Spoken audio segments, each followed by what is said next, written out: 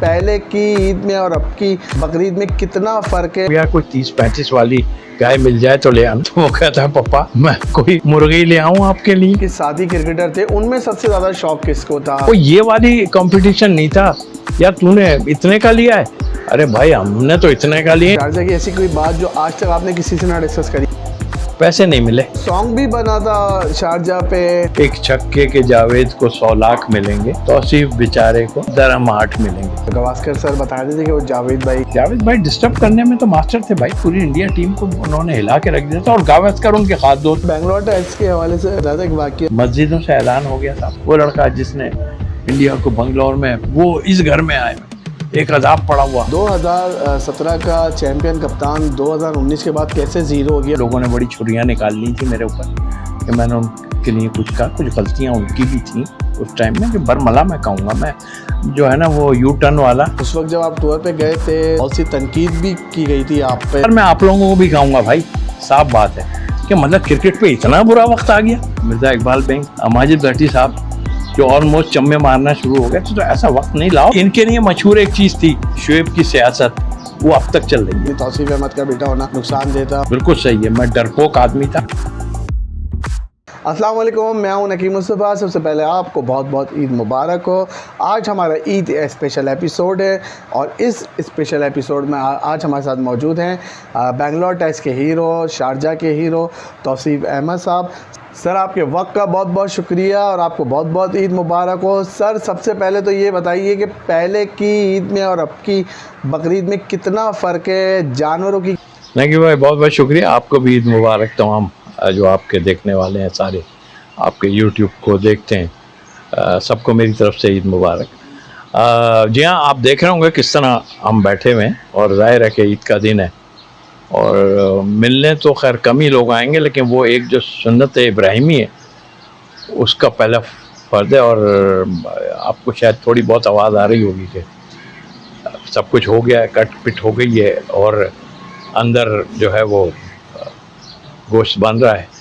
तो गोश्त में सबसे पहले तो हमारे यहाँ ज़्यादातर जो है ना, वैसे ही बात करूँ तो कलेजी बनती है और उसका इंतज़ार है कि भाई कलेजी जब कब वो भुन के आएगी, और वो कलेजी शौक़ से खा लेते हैं हम लोग। तो यही है, सुबह उठ के जब जाते हैं नमाज के बाद जो है वो ज़ाहिर है कि ऐसे मौके पे फिर कसाई को ढूंढना एक बहुत बड़ा मार्का ही होता है, लेकिन अल्लाह का शुक्र है देर से आया है मगर आ गया है, शुक्र है।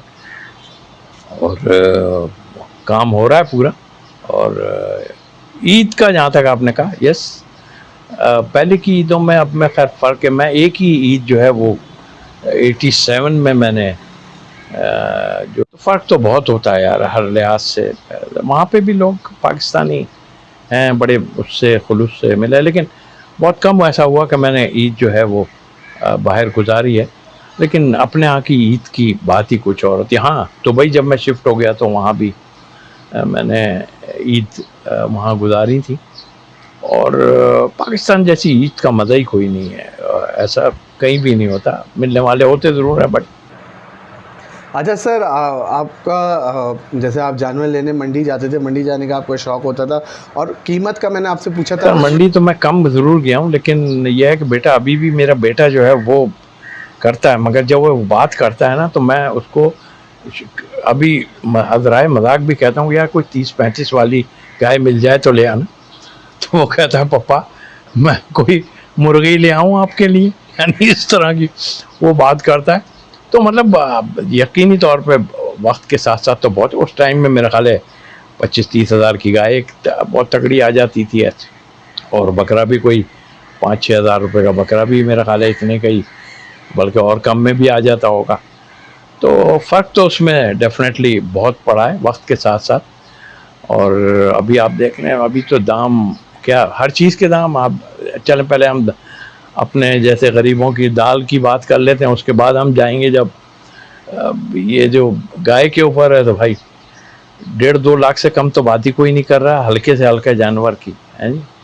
तो चलें, अल्लाह ताला बस ये इतना रखे हमें कि हम ये जो है सुन्नत इब्राहिमी हर साल करते रहें। अच्छा सर, ये बताइए कि जो आपके साथी क्रिकेटर थे उनमें सबसे ज़्यादा शौक़ किसको था जानवर लाने का?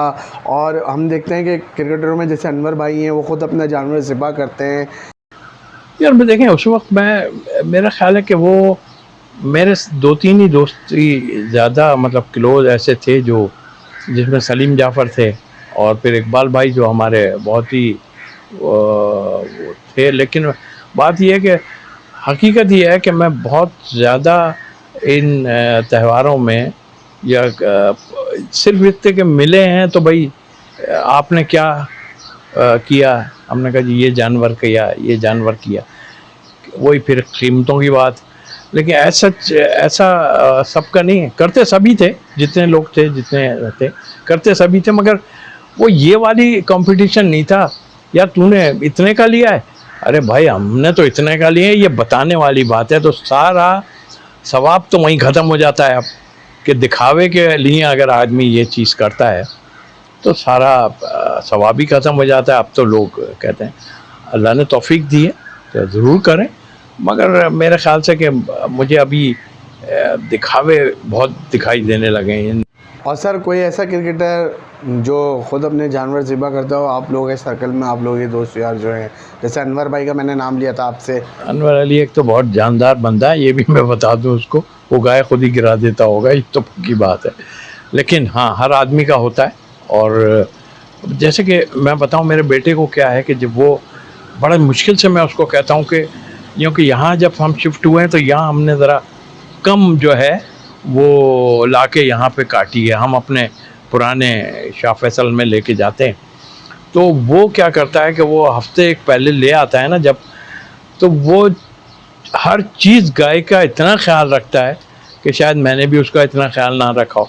वो इतना ख्याल रखता है कि चारे से लेके हर चीज़ ला के डालना, मिलाना, उसको जो जो जो भूसा वूसा होता है ना वो मिलाना, सारा करना। मैं देखा उसको यहाँ पर तो बहुत लुक आफ्टर करता है। तो आई थिंक इसी तरह अनवर अली का है कि ज़ाहिर है हर चीज़ का क्रिकेटर तो वो सबको पता है कि कैसा क्रिकेटर है, और अब वो हम अलग करते हैं कि जी यहाँ तो हर कोई कहेगा उठाएंगे हम, तो उसके साथ ज़्यादती हुई भी सच्ची बात है।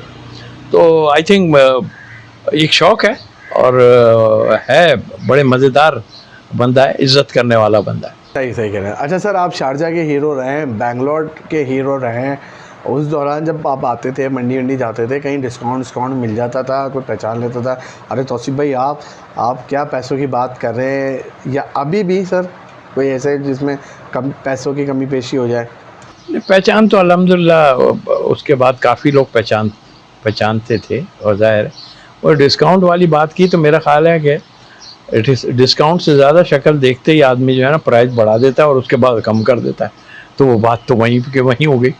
लेकिन फिर भी बड़ी उसकी बात है कि लोग पहचानते हैं। और ज़ाहिर है कि मैं खेला ज़रूर हूँ कोई 10-12 साल, तो 2-3 परफॉर्मेंस मेरी ऐसी हैं जिसको बाहर निकल के शायद करंट प्लेयरों को इतना, ज़ाहिर है मीडिया बहुत आ गया, हमारे टाइम में तो मीडिया नहीं था, लेकिन अल्हम्दुलिल्लाह लोग पहचानते हैं। और फिर देखें ना, सीधी बात है कि आप लोग भी जो है पुराने प्लेयरों को बुला के जो है उनकी सच्ची बात है कि हिम्मत अफजाई करते हैं।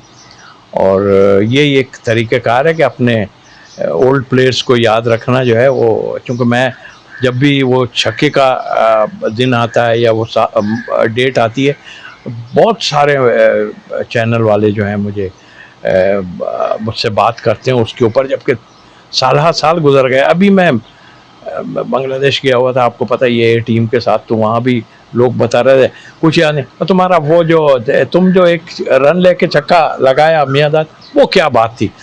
मतलब दुनिया में इसका है। और ज़ाहिर है इंडिया के तो यहाँ पे लिखा हुआ होगा, सर के ऊपर लिखा हुआ होगा कि हाँ भाई ऐसा कुछ हुआ था। चले सर, आपको एक दफ़ा फिर शारजा की यादों में ले जाते हैं।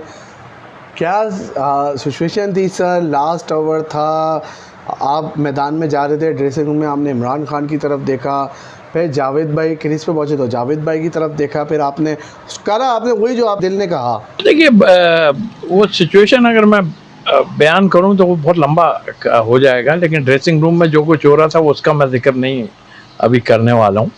वो मेरा ख्याल है कि आप इजाज़त देंगे तो कि किताब के अंदर ही उसको थोड़ा सा हम सर अभी कुछ बता दें थोड़ा सा। कोई बहुत ज़्यादा अच्छे अल्फाजों से जावेद भाई को नहीं नवाजा जा रहा था। मैं ऑनेस्टली जो बात है सच, अब आपने कह ही दिया है तो कोई बहुत अच्छे अल्फाजों से नहीं, क्योंकि मैच इस पोजीशन में चला गया था। वो जो लोग भी थे अभी उसको हम सीक्रेट रखते हैं, लेकिन जाहिर है कि मैं लास्ट जाने वाला था, तो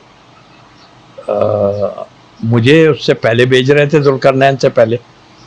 तो एक साहब जो अभी चेयरमैन भी बन के गए, उन्होंने पीछे से आवाज़ लगाई कि ये जुल्करनैन बड़े छक्के मारता है।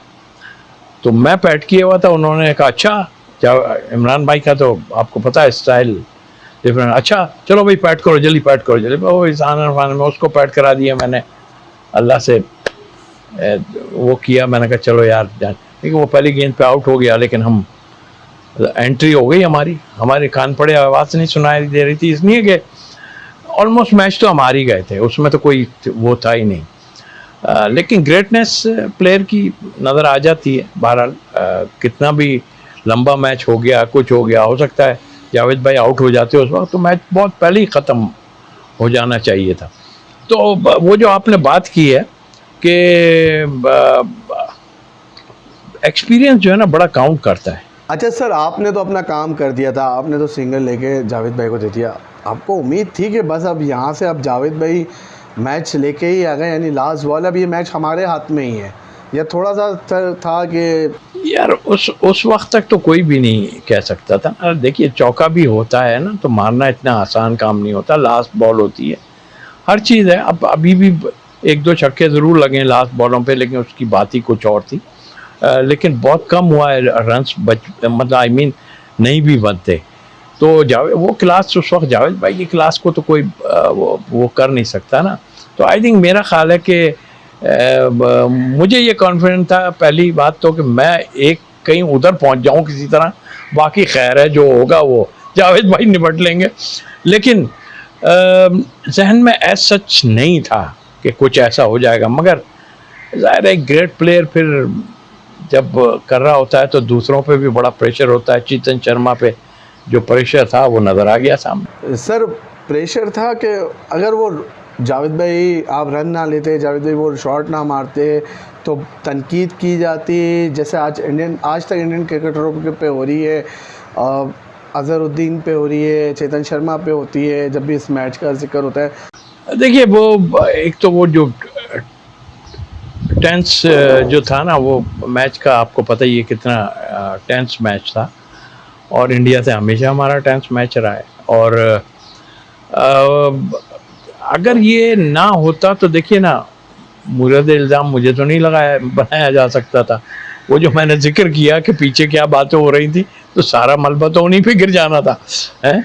तो लेकिन बहरहाल ये ज़रूर कि ये जावेद भाई ने मुझे नहीं कहा कि एक रन लेके उधर आओ, ये मेरा अपना दिमाग था, और इन ग्रेट प्लेयरों के साथ खेल के मैंने सीखा है। और आज के लोगों को मैं देखता हूँ कि मेन बैट्समैन सामने खड़ा है, वो चला के मार्क मूर के आ जाते हैं, और फिर कोई पूछने वाला भी नहीं होता, वही चेक मिल रहा होता है, कुछ होता है, सारा कुछ होता है। अच्छा सर, इसके बाद इमरान खान ने, जावेद भाई ने, या किसी इंडियन क्रिकेटर ने आके आपसे इस मैच के हवाले से, ख़ास तौर पे आपके रन के हवाले से कोई बात करी?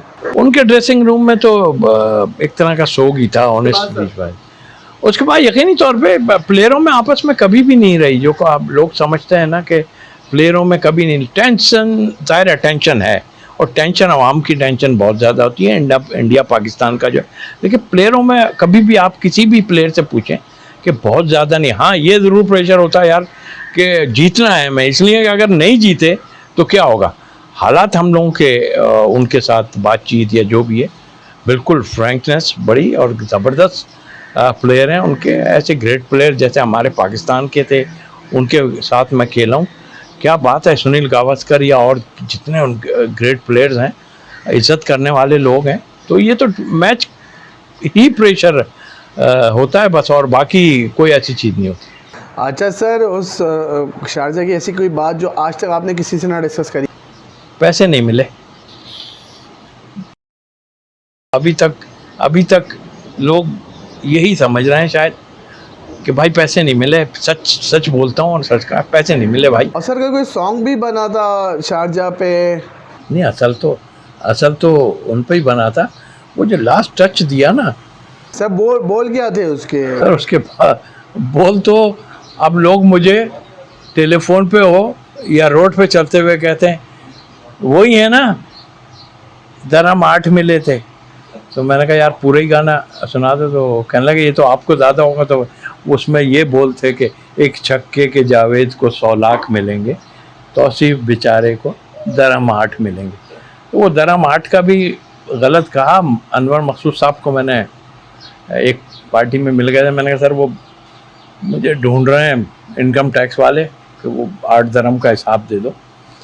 तो अल्लाह ने इज्जत बहुत दी। अच्छा सर, शारजाह से चलते हैं बेंगलोर टेस्ट की जानिब। उसकी सर क्या मेमोरीज हैं, और कुछ टारगेट करा था सर आपने कि मैच से पहले कि मैं इनको आउट करूंगा, मैं गवास्कर को आउट करूंगा, मैं कपिल को आउट करूंगा? ऐसी कुछ मेमोरीज थी उस टेस्ट के हवाले से? वैसे तो प्राइज विकेट सारी होती हैं, लेकिन जो ग्रेट प्लेयर गावस्कर था ना, वो भी एक चीज़ होती है। लोग कहते हैं बड़ा स्लो खेलता है, आज के दौर में उसमें ज़मीन आसमान का फ़र्क है। आप टेम्परामेंट अगर किसी का देखना चाहते हैं ना, तो आइडियल मैं समझता हूँ कि कुछ आइडियल मेरे और भी हैं पाकिस्तान के प्लेयर में, बट वो आइडियल प्लेयर और उस टेस्ट मैच के हिसाब से तो मैंने उस ग्रेट प्लेयर को जो बॉलिंग की है वो सूंघ के खेलता है। और जिस सरफेस पे मैच हो रहा था ना, वहाँ 2 बॉलें सरवाइव करना बहुत मुश्किल काम था। मैं आपको सच बता रहा हूँ, लोगों ने देखा भी जाकर, जो कि हमारी टीम गलत खेली, सलीम जाफ़र को डाल दिया गया स्पिनर से। लेकिन वो शख्स ने जिस तरह की बैटिंग की है, मैं समझता हूँ, और इसीलिए मैन ऑफ द मैच भी दिया। हालांकि हम लोगों ने आउट किए थे 9-9, हम दोनों ने पूरे मैच में 9-9 आउट किए, मगर जो है वो मैन ऑफ द मैच उनको 90 रन्स करने पे दिए थे। तो सर आपको भी वहाँ एक मैन ऑफ द मैच क्या कहूँ मैं, आपको भी गवास्कर सर ने एक उन्होंने गिफ्ट दिया था, अपने शूज़ गिफ्ट कर रहे थे, वो उसकी क्या मेमोरीज थी सर, आप बता रहे थे? किस्सा कुछ ऐसा ही था। मैं ग्रेटनेस की बात कर रहा हूँ कि गावस्कर की जैसे कहा, और कोई भी ऐसा आदमी नहीं होगा कि जो उसकी काबिलियत को ज़ाहिर है उसने दुनिया में किया, और उसकी शराफत, जिस तरह के वो पोलाइट थे, और मैं तो एक जूनियर आदमी था ना, वो किस्सा वाकई लोगों को बताना ज़रूरी है कि वो अपने वक्त का माया नाज प्लेयर। तो SG नाम अगर आप चाहें तो कर लीजिएगा, वरना स्पॉन्सरशिप पे ज़्यादा। तो SG का एक सुनील गावस्कर बनता था या जो भी, उसकी प्रोडक्ट थी, वो शूज़ थे। तो मेरे पास शूज़ ऐसे थे, मैंने कहा सर आप मुझे वो देंगे? बोले हाँ तौसीफ, मैं जो है ना अभी ये टेस्ट मैच कलकत्ता में, वो टेस्ट मैच नहीं खेलते, तो नेक्स्ट टेस्ट मैच में मैं लाके जो है वो तुमको दूंगा। खैर वो आए गए, एक दिन का गैप भी होता था, एक टेस्ट मैच 5 दिन का वैसे भी चलता था।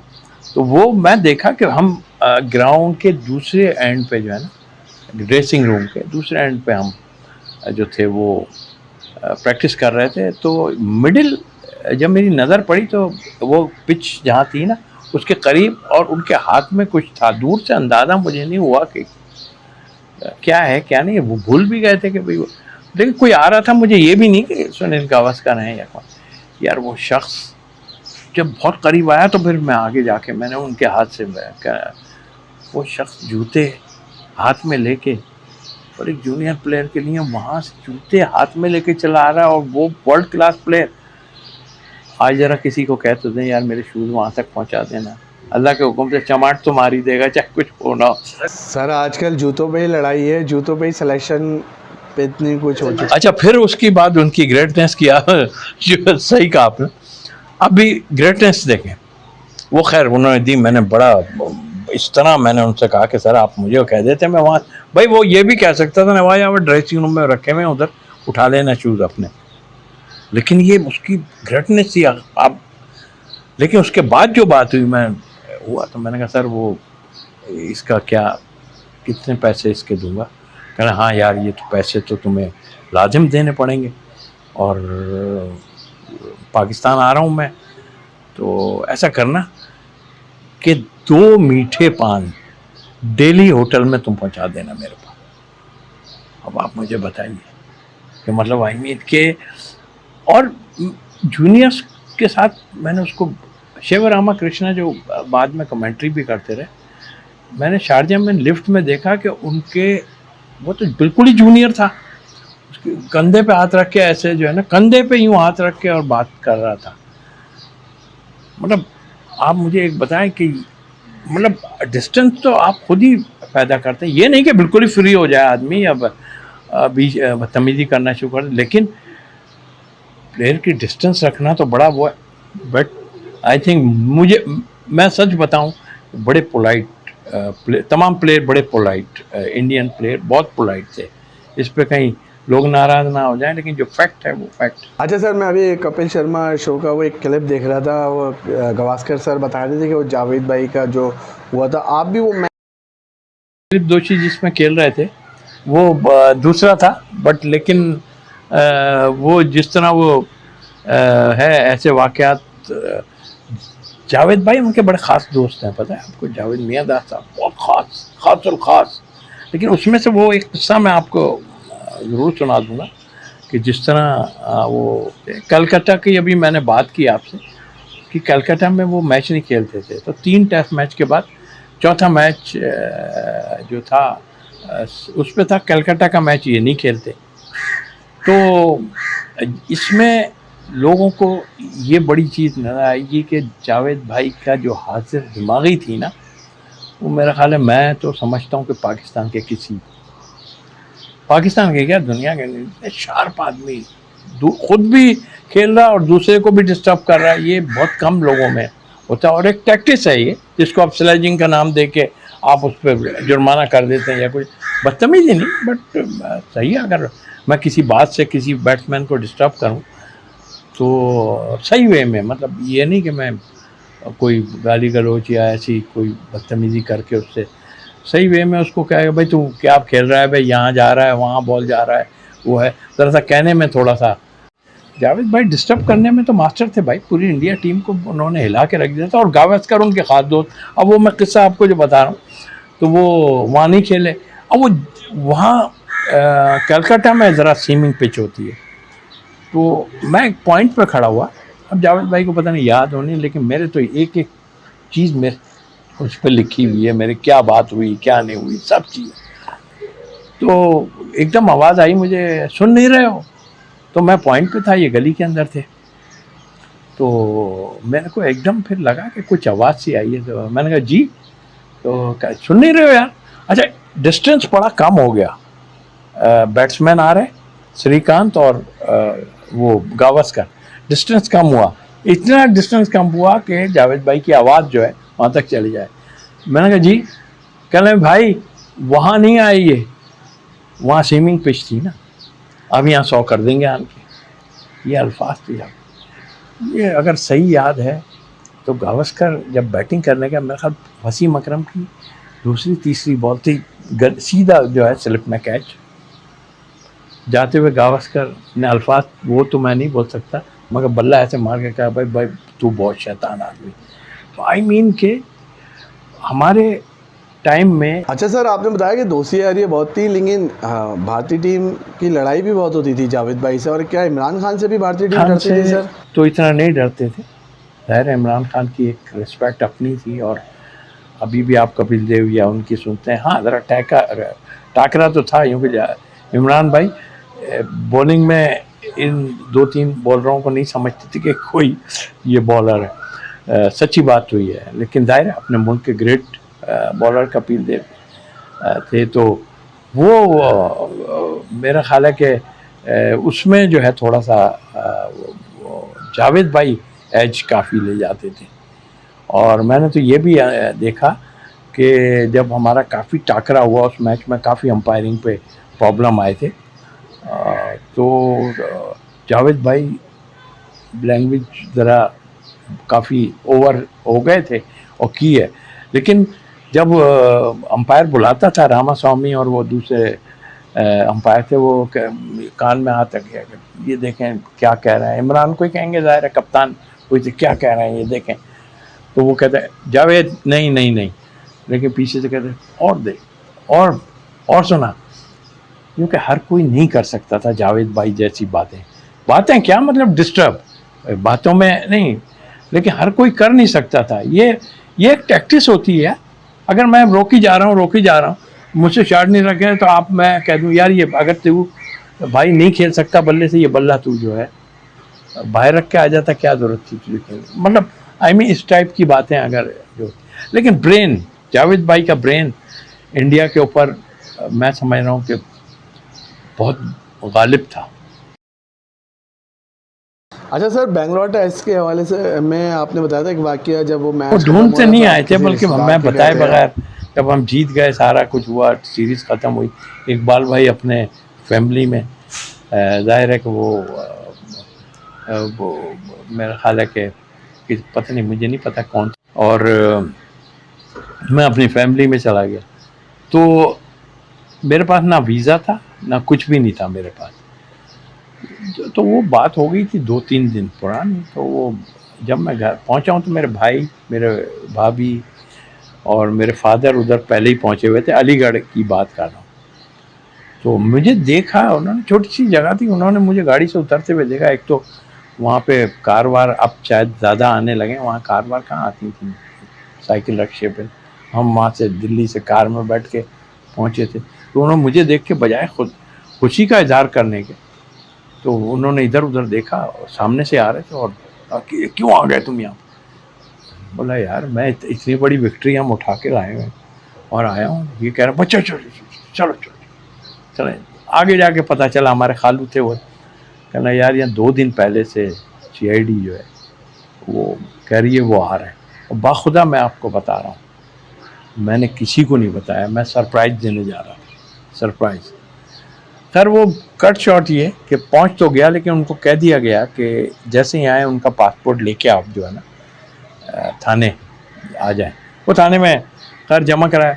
एक चीज़ को बड़ा उन्होंने कहा था कि इनको आप जो है जितनी जल्दी हो सके यहाँ से रवाना कर दें, और दूसरी अलीगढ़ यूनिवर्सिटी की तरफ मत जाने दीजिए।